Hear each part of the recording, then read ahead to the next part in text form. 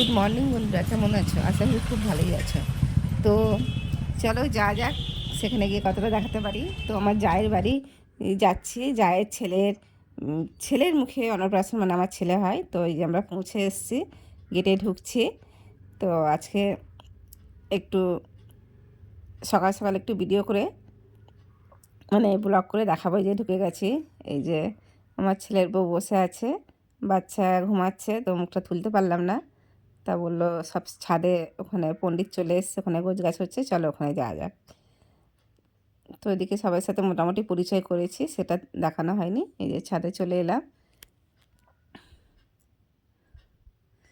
সকাল সকাল অনেকটা গুছিয়ে ফেলেছে। হ্যাঁ, দিদিদের নিয়ম হচ্ছে নানি মুখ করা। ঠান্ডা লেগে গেছে, কথা বলতে অসুবিধা হচ্ছে। তো এই যে নানি মুখ হবে। অনেকের অনেক রকম নিয়ম থাকে।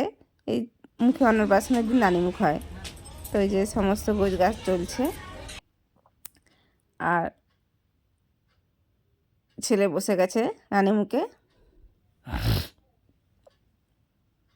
ওদিকে আমাকে সকাল সকাল বেরোতে হবে।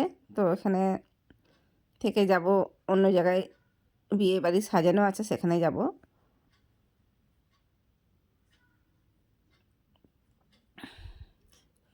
খুব সুন্দর গুছিয়েছে। ভাস্বতে ব্রাহ্মণ ভাস্বতে বিষ্ণু তেজসে জগৎ সাবিত্রে ঈশ্বর সাবিত্রে কর্মদায়িনে মধুরা ভগবতে শ্রী সূর্যা রাশি